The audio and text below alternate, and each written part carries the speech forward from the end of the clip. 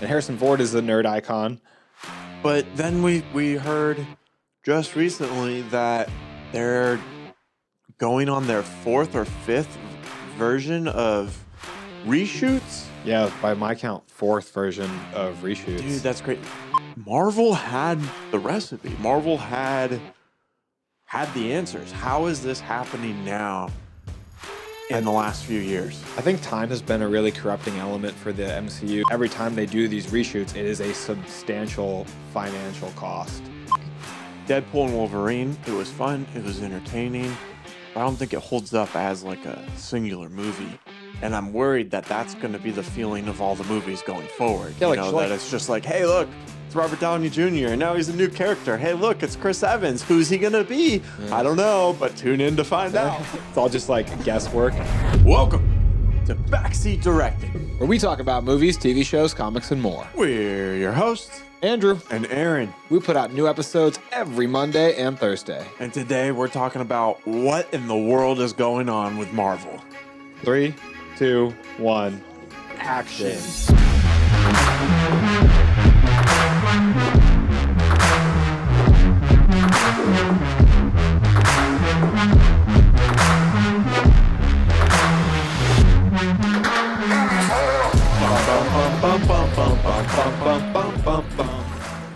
Man, there's a lot of stuff going on with Marvel right now, and it's not seeming great, man. So a few weeks ago, we got maybe even a few months ago at this point, we got the trailer for Captain America 4. Brave New World. And I think we got the second trailer. I don't know. I feel like I've seen a lot of this. Yeah, we got 2 trailers. Okay. Kind of all blurs together there. But I know the trailers looked really good. I thought it kind of had the feeling of the Winter Soldiers, kind of going back to the same tonality that the first few Captain America movies had. They got Harrison Ford on board to play the Red Hulk, which is a new addition of a villain, a big character people who love from comics. Yeah, they had a lot going for it. And Harrison Ford is a nerd icon. But then we heard just recently that they're going on their 4th or 5th version of reshoots. Yeah, by my count, 4th version of reshoots. Dude, that's great. That's crazy. That's going to balloon the budget unbelievably high. I totally understand, going in and getting pickup shots, maybe you tweak some things, because you have the edit, and sometimes things just aren't playing the way that you originally planned, and some things just didn't work. So you got to go back and reshoot and kind of adjust. That's understandable, right? That's the producer's side of things, trying to get it perfect, trying to get it right. But this seems like it's because audience test scores haven't been good. And that's troubling, because if an audience has an issue with it, it's probably not just one little scene. It's probably something substantial to where the core of the movie is not what's good. Yeah, if you're not familiar with the concept, what they do when they have a big Hollywood movie that's a huge investment for a studio like this is they run test screenings. They take sample size audiences. It's like a scientific experiment. You take your sample size group, you put them in a room, you screen the movie for them, you take their feedback, usually in the form of a questionnaire, and you see what they liked and didn't like about the movie, and then you compare the data across a few sample groups to make sure that it's consistent and accurate. And then that's supposed to give you an expectation for what response your movie is going to get when it ultimately gets unveiled to the public. And, if you're looking at that and you're like, oh, why don't they just do that with every movie and just redo it until it's good? I would say the reason is because every time they do these reshoots, it is a substantial financial cost you're paying to get your actors back. And there's in their contracts, there's sections for this, stating for them to keep their schedule open for potential reshoots. I don't know if there's statements. I don't know if it's considered usual to have 4 sets of reshoots in the contract. That's a lot. But they do have, what's it called in a contract? They do have addendums or whatever in there for reshoots and for allotting time in the actor's schedule to be there for things like press and stuff like that. So there is an expectation for some of these things. It's not totally out of the norm, but hugely out of the norm in this case for so many issues and reshoots. And the test screenings are not going well for this movie. Otherwise, they wouldn't be doing this. It just makes me feel like they are going about this in the wrong way. It makes me feel like they didn't start off right.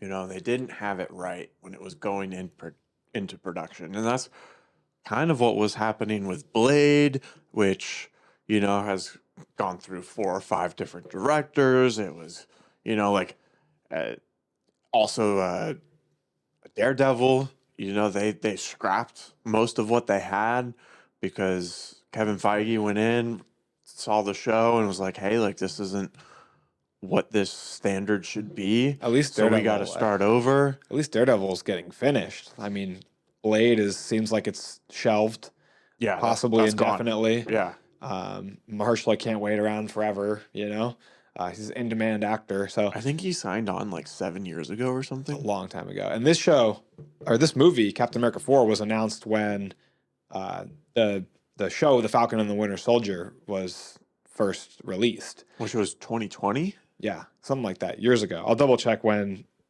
it was released. I want to Yeah, say 2020. 2021. So Jeez. they announced it 3 years ago, which means that they had been planning it even before that, because you don't announce it until you've, you know, got a firm basis that you're going to make the movie for Right, sure. right. So they've already, by the time they've announced it, they've already signed on Anthony Mackie and are at least casting or looking at other actors, you know, and they're in pre-production. And we know that it's hard. We don't know everything about the ins and outs of everything that goes into making a movie, but we know making a movie is really hard. And these directors and writers and even producers and stuff don't go into a movie expecting and hoping that it's bad. Yeah. They go in trying to put their best foot forward and to make it work. Oftentimes you have the studio kind of jumping in and creating these creative hurdles that interfere with the quality of production in terms of like what the story is and all of that. That's what's happened with the Sonyverse with all the Spider-Man villain characters. But Marvel had the recipe. Marvel had the answers. How is this happening now in the last few years? I think time has been a really corrupting element for the MCU, because I think as things have gotten more convoluted, not just in terms of additional characters, but also in terms of past storylines, trying to align the progression of past storylines and fold them into new storylines so it feels like a continuous flowing story from start to finish.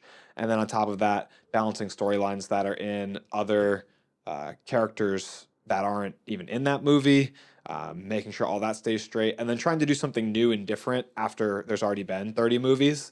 All of that making it more convoluted. Nothing has ever been done on the scale of the MCU in terms of telling a continuous story through that many minutes of screen time. Yes, Star Wars started in the 70s and still tells stories now, but over the course of 9 movies, whereas the MCU has had over 30. Yeah, which is insane. And recently the TV shows that are also being added to that in terms of total projects. I think it's just getting harder and harder to maintain that. I have a question for you. What do you think? So when you're watching a TV show, or when I'm watching a TV show at least, or you're wanting to watch a TV show that's already come out. Yes, I'm fully nude. Wait. Hallelujah. That's why I like watching shows with you. Anyways, back on track. That's why we watch them in the shower. That's right. Anyways, This back on keeps track. escalating. Honestly, TV in the shower is a great idea. Am I right? Yeah. Bored in there. Have a TV in every room. Like That's where the future's headed. what are we doing? Have a TV that just follows you. I should be wearing my Apple Vision Pros, putting a movie on the wall of the shower. Yes. Anyways, back to my question. When I'm wanting to watch a show and all the seasons are out, and you hear like, "Hey, this show is fantastic, but the last season or 2 is bad," it makes me not want to watch the whole thing because the end isn't as good and it feels like a disappointment. Totally get where you're going. Is that the same thing that's what's happening here with the MCU? Like, at what point are they going to tarnish the legacy of the MCU by continuing to put out these projects that are subpar from what has already been established? You know, there's like, if Captain America 4 flops and isn't a good movie, Is that it? Is it now like people going to be like, the MCU, it's kind of mid? Because what happened recently is what people remember the most, or even new audience members coming in. They're hearing about like, the MCU right now. It's the MCU is great. Watch all these projects. But if we have 4 or 5 more projects that aren't very good, it's going to be like, hey, watch the MCU. The beginning was good. Yeah.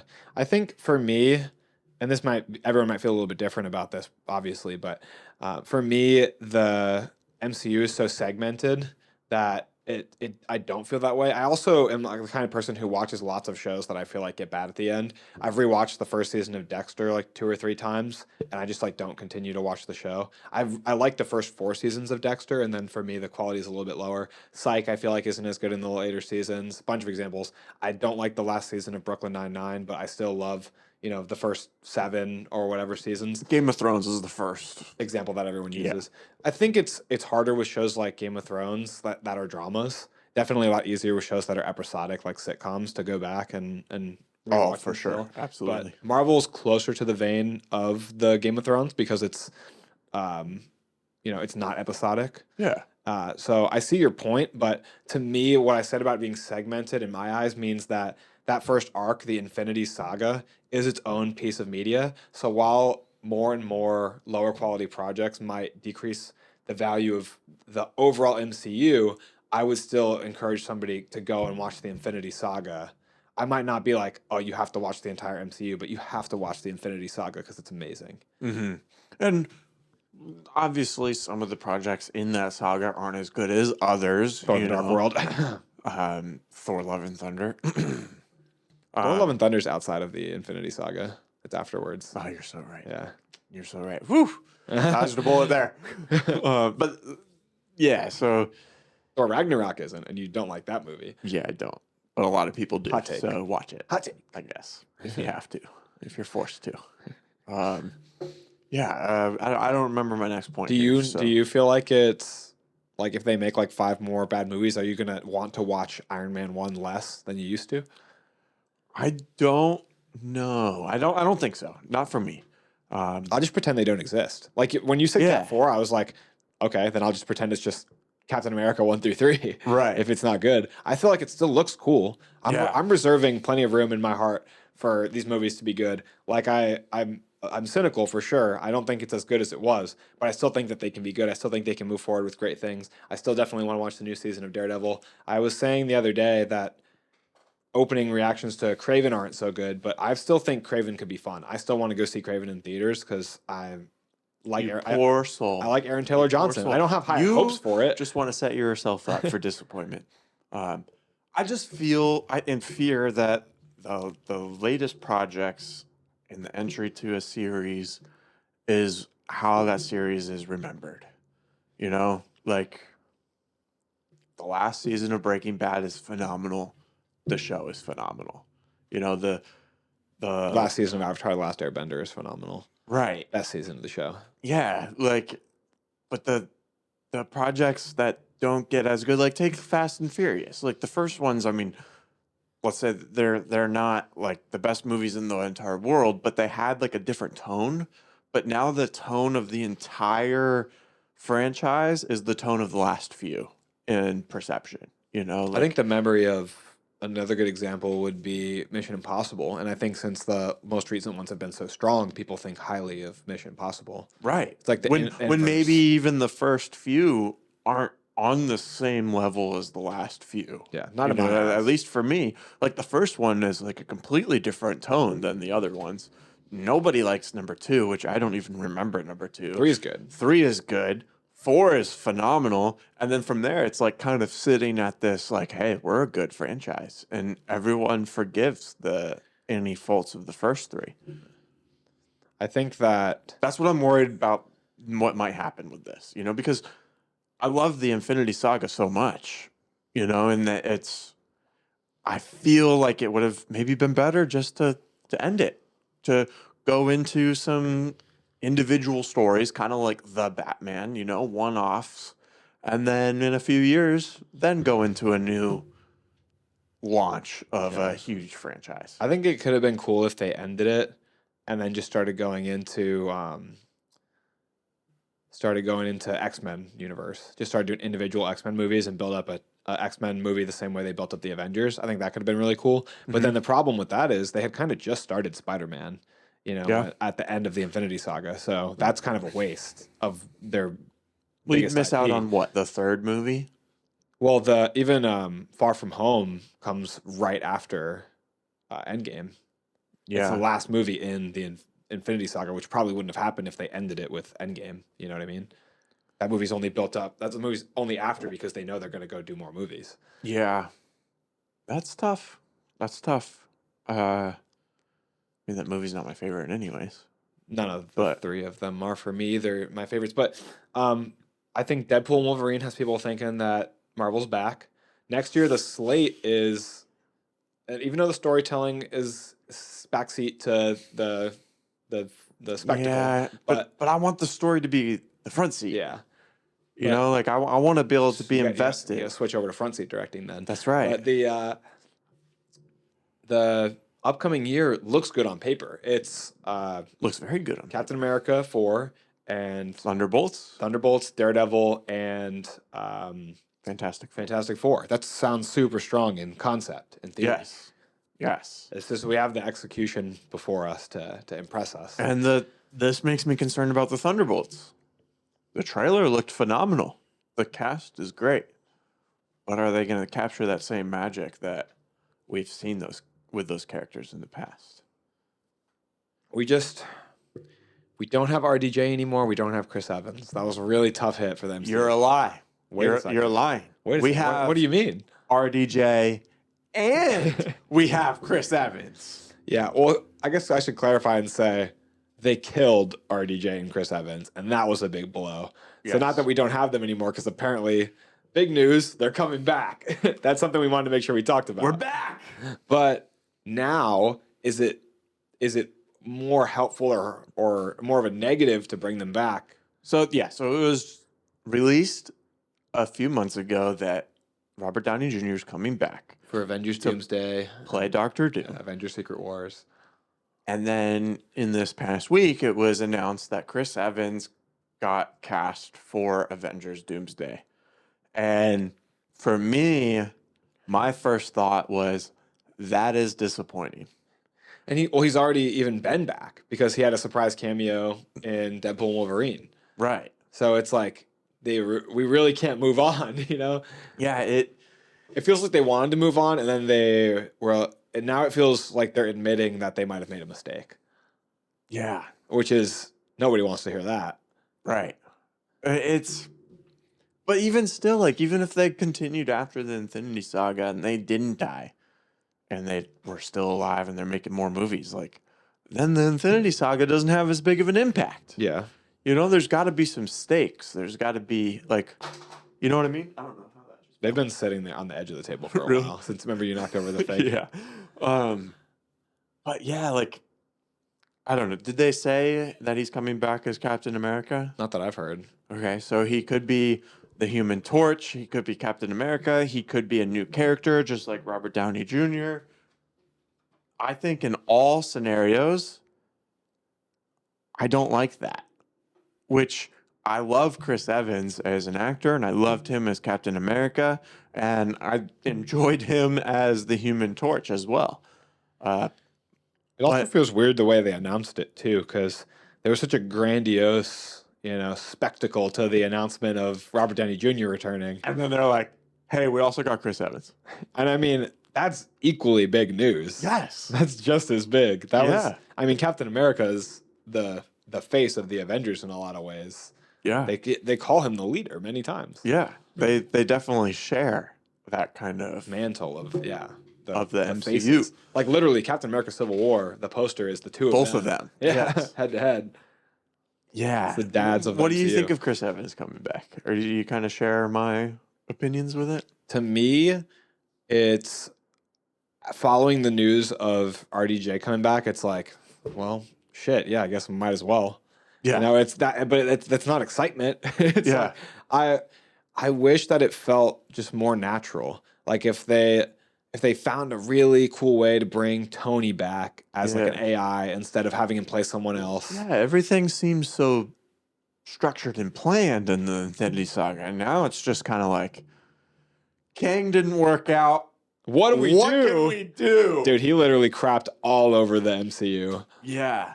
And then did you see too that his girlfriend like dropped the charges or whatever? What? No, You didn't see that? This is literally the first I'm hearing about it. Yeah, I double check. You know, don't quote me, but Take I'm him with pretty a pound of sure salt. that girl that was accusing him dropped all the charges. Doesn't mean that he didn't do it. Doesn't mean that the actions that he was accused of are correct. It doesn't mean he did or didn't do it. We don't know. He was guilty in the trial, I think. I'm not speaking on it. I don't know any of the details. I'm not 100% You sound like sure. you're guessing all of this. No, that part I am. Okay. But your tone of voice is like her dropping the charges, whereas I know that. And I think he's like getting engaged to someone else.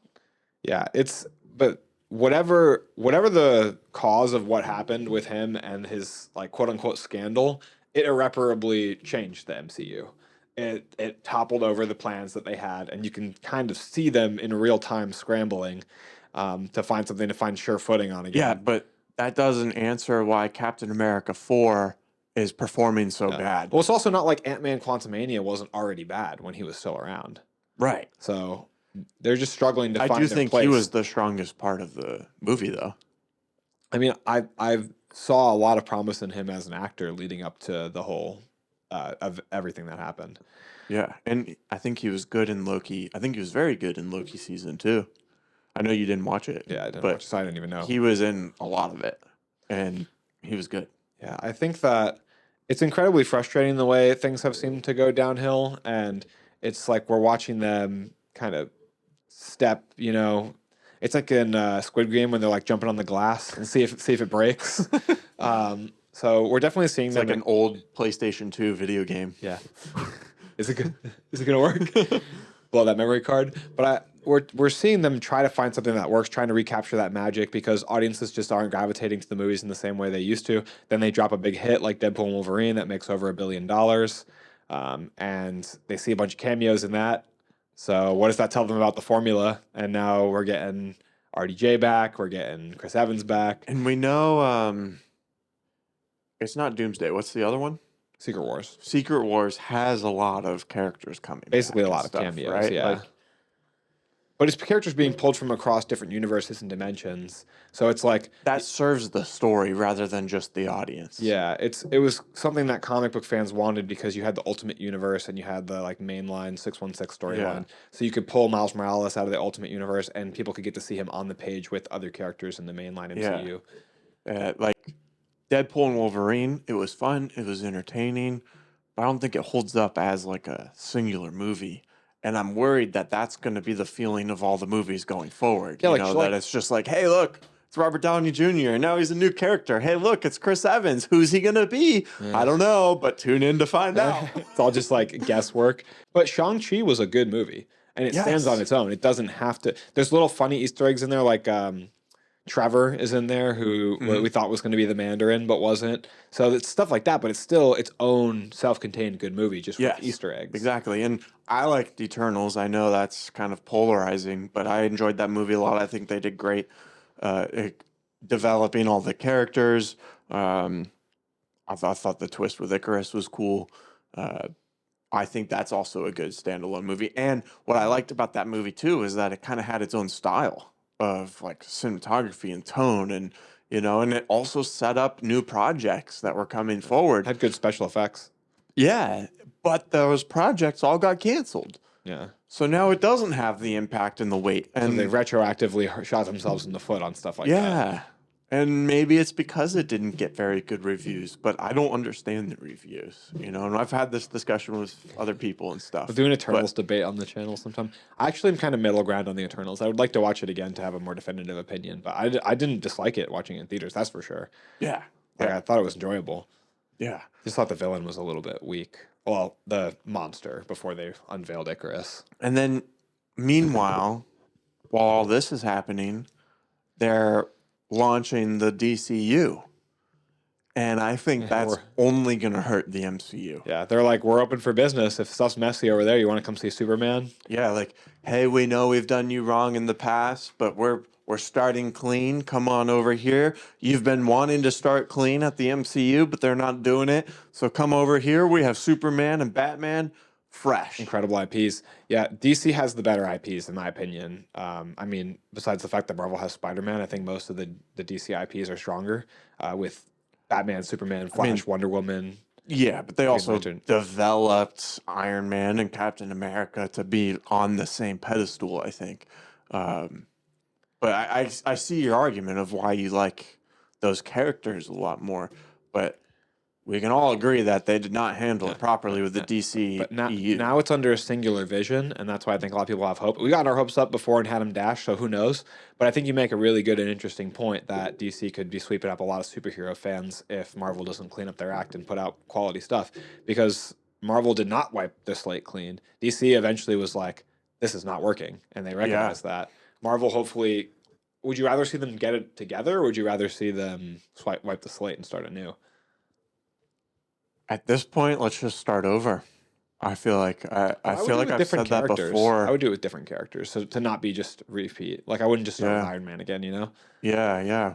It's hard because we've spent the last 13 years, 14 years with these characters, with these actors playing these characters, that it'd be really hard to just see a new character play it. Like we've seen a ton of Batmans, you know, but we didn't spend 24 movies with that actor being Batman. You know, like we had 3 here, we had 2 here, we had 1 here, you know, like they tried to do it. If they had their way, they probably would have done it with Ben Affleck. Yes. But it didn't work out. But it didn't work out, you know, so it was easier to see Robert Pattinson as Batman, you know.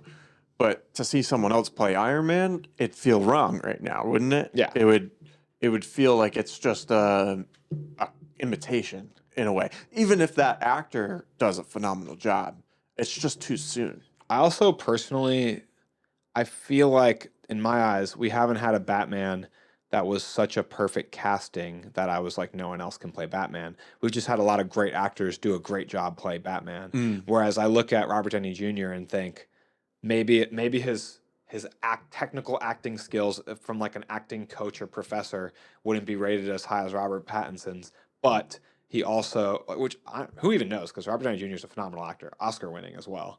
But I'm talking about in his performance as Iron Man. Have you seen him in Tropic Thunder? You're the dude who don't know what dude he is. But I think that I think that despite that his role as playing Iron Man is just more fun, he not as dramatic. He looks and sounds and lives and breathes in that character like he was born and raised in a lab to be. No one will ever see Iron Man any different. You know, like you'll see Iron Man and think Robert Downey Jr. I don't think we've had a Batman that was like born and bred in a lab to be Batman. Yeah. I think you made a good point that we've just had a bunch of great actors play.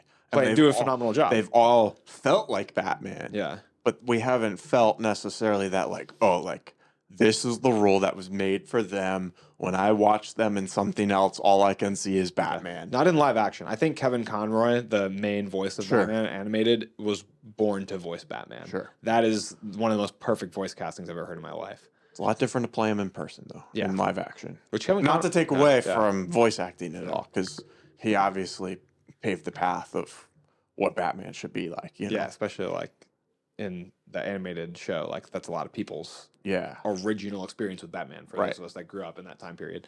But yeah, I think that makes it a lot harder. Because the same thing with Spider-Man as Batman. We've had a lot of great people play Spider-Man, you know, but there's still a lot of contention in public over like who is the definitive live action Spider-Man. There's no argument over who is Jack Sparrow over who is Iron Man, you know. And there's been a different Jack Sparrow, like in one of the movies. Who? Younger guy played him in like a prequel movie. What movie was that? You haven't seen all the Pirates movies? No. I didn't know that they had a younger version. Was he also in the movie though? Jack Sparrow? I haven't seen it either. Because they haven't made one without Johnny Depp, right? Going off track here a little bit. I think they have. Look at this guy. What? Who dat? What movie is that from? It's one of the ones I haven't watched. I thought it was like on stream. It's Dead Men Tell No Tales. I don't know if it's a flashback, but at the very least, my point is that someone else has played the role of Captain Jack Sparrow, and it's like that's not Captain Jack Sparrow. That doesn't even exist. The internet has revoked its Yeah. existence. Um, There's some roles that are just like that. do you feel like this next year is Marvel's last chance to It's a little definitive. really get it together? I think. Well, Like think of it in terms of like the mass audience, because me and you, we're gonna go see these superhero movies pretty much no matter what. just to talk about them. Just to talk about them. We love the characters. We love the world. We love Marvel and DC. So we'll go see. We have the podcast. We talk about it. But think of like people who are, let's say, like casual fans. Obviously, a lot of people had to go to the theater for Deadpool and Wolverine. for all these movies to make almost $1 billion. Yeah. Some of them more.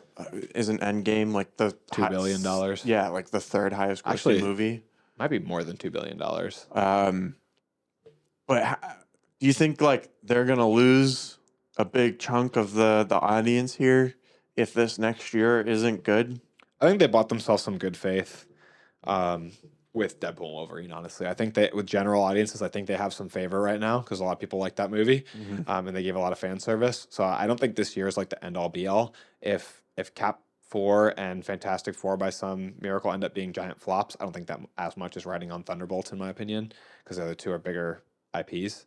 But if Cap 4 and Fantastic Four are like and do end up being big flops, I think that I mean, if Fantastic Four is a flop, like that's a their new mistake. their new trajectory and universe is not in good shape. They're definitely trending way down on the charts if that happens, but I think they could very easily get fans back excited again. You saw how they can just flip a switch and be like, Robert Downey Jr.'s back, and the audience is like, rah! I know there's a lot of like back and forth online with a lot of people like us who are like, it feels kind of cheap, it feels kind of unearned, but then you've also got mass audiences that are just Robert Downey Jr.'s back, like.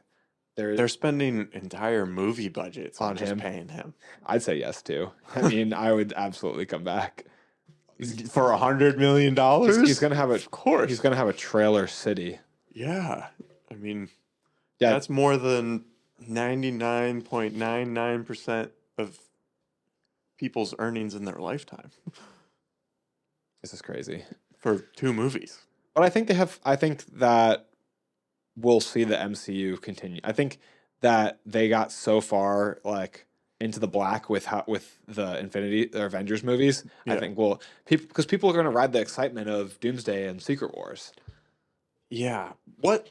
Yes. I'm excited for those. I think that'll still be a big draw, especially with the Russo brothers coming back. I'm sure it'll have a similar feel that everyone loves with the Avengers movies. But at what needs to happen, or what could happen to where they're like, they put in the towel and they're like, you know what, we got to start over here. Because DC obviously did it. What's that turning point?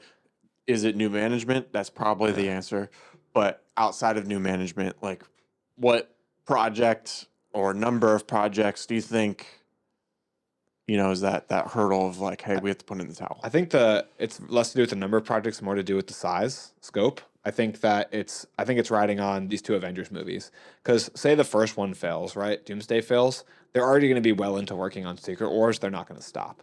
But if both of them underperform and get bad reviews, and like lose money, that would be like earth shattering for the MCU because they've never had an Avengers movie do poorly. If those somehow did bad, I think that would put the nail in the coffin of the MCU, and they would have to totally change something. Trying to look what was the last lifetime gross. That's not what I need. I did look up the gross of Endgame, which was like $2.779 billion. So it was like almost at $3 billion, which is absolutely insane. Dang. Okay. Because the last Okay,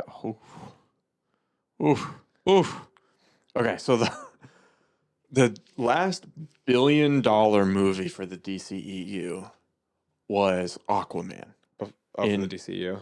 2018. So, what is that? 6 years later, they're deciding to move on. So that means they had 1, 2, 3, 4, 5, 6, 7, 8, 9 movies all make less than And one of them was a Justice League. $500,000. Or you mean less than 500 million? 500 million, sorry. Yeah. And those were Half a all billion. half a billion, yeah. Yeah, so we had Shazam at 363, Birds of Prey at 201, Wonder Woman 84 at 166, The Suicide Squad 167, Black Adam 390, Shazam Fury of the Gods at 132, The Flash at 266, Blue Beetle 128, and then Aquaman The Lost Kingdom 433. And that's just because people stopped caring about the universe. Because some of those are really good characters and some of them are even pretty decent movies. Like The Suicide Squad is a pretty enjoyable movie and it still did that. Blue poorly. Beetle, decent. Yeah. This Blue Beetle just had like some mistakes, but that one had really strong. I like Jolo a lot. I like the main character and I like the family. But like if you look back, Man of Steel 667, Batman versus Superman 872, Suicide Squad 745, Wonder Woman 817, Justice League 655, and then into Aquaman. a billion and then downhill. Like that was their peak. So it did take a lot of movies for them to kind of scrap. 9 movies, you said? Mm-hmm. Which Marvel movies, I don't think are quite down to that level, making below 200 million. I don't think anything's gone that poorly unless you count the Sony movies. Ant-Man? Ant-Man did really poorly. The Marvels. Oh, the Marvels. Yeah, that didn't do very good. It was on my box office team. Oh, that's how you know it did poorly? Marvel movies box office. The Marvels made 206 million, so technically I was slightly right. It wasn't below 200 million. Actually, it was 6 million above. Yeah, you're so annoying. And then what? Thor, Love and Thunder. Thor: Love and Thunder is 760. Holy crap. That's a success. Yeah, Black Panther, Wakanda Forever, 853. Ant-Man and the Wasp, Quantumania, 463. Guardians 3, 845. Spider-Man. That's Across the Spider-Verse. Oh, yeah. But the other, that was like 700 million, wasn't it? 681. And then on here, the Marvels on numbers.com is 199. Oh. And then Deadpool and Wolverine, 1.3 billion. Yeah. And then Doctor Strange Multiverse of Madness, Google AI says 955 million, so basically a billion. Yep. And then No Way Home, we know, made 1.9. Yeah, almost 2 billion. So they're still largely financially super successful. They're just people have a lot of complaints about the quality of the movies. We're also going to see them. Yeah, I like looking at these numbers. There's only one that's under 2. Even Venom 3, let there be the last dance. I don't know what I was gonna say. I was gonna say Let There Be Carnage, but Venom 3, The Last Dance, still made like $500 million. And I know that's not an MCU movie; it's a Sonyverse movie, but it's a Marvel character and Spider-Man adjacent, and even that movie's successful, you know. And Venom is like not that below mid. Yeah, it is below quality of the MCU movie. So, so they're still riding high. Cat 4 will. Looking at these numbers really shows like audience allegiance, to the MCU and DC, and their trust, which DC never had.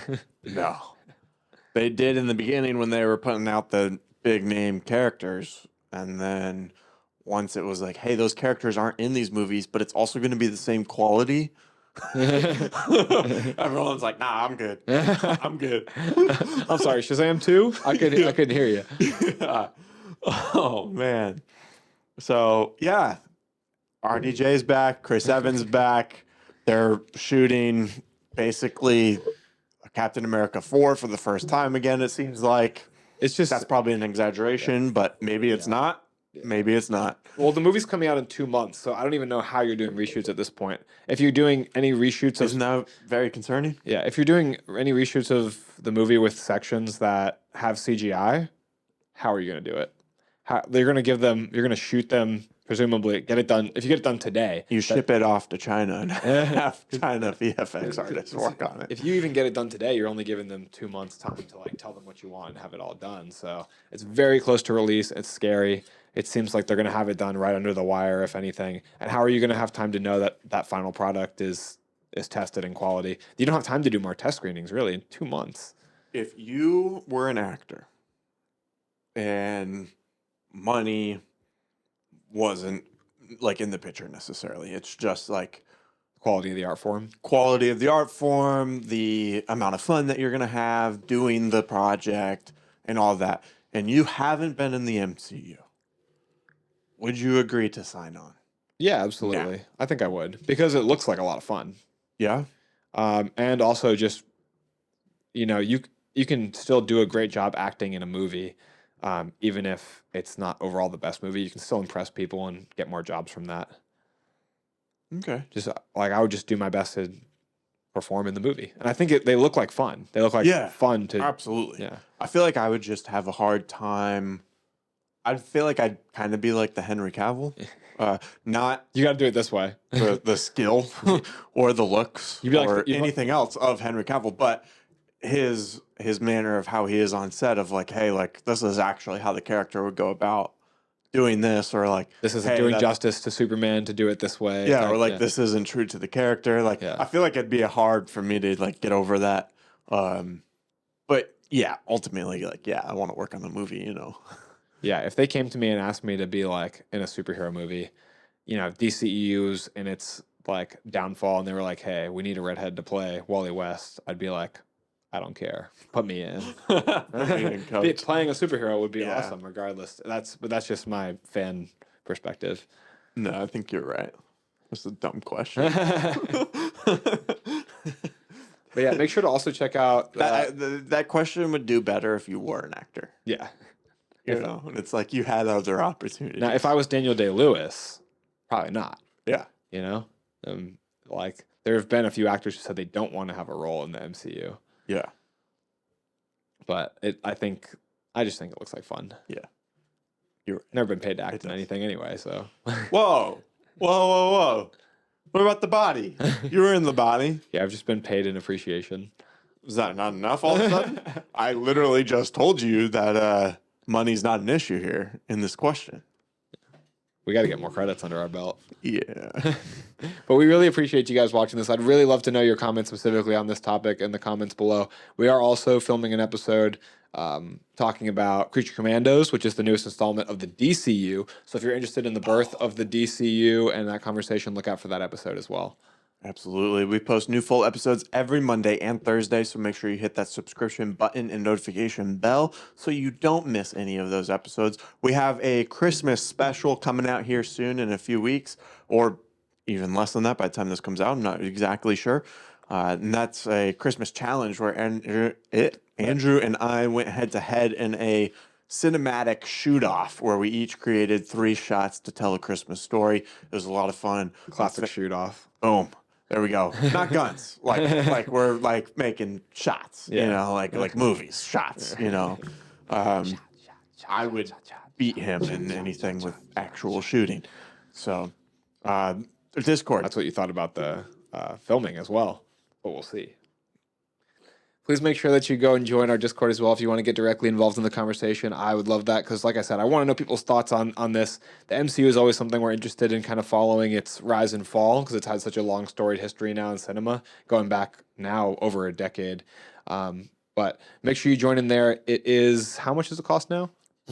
We're running that holiday promotion. We've had to increase the price, honestly, because of how many people are trying to join. We're Beating at the door. Supply and demand, you know. So we had to increase the price to be totally free. That's free. Now that doesn't mean that like people aren't coming.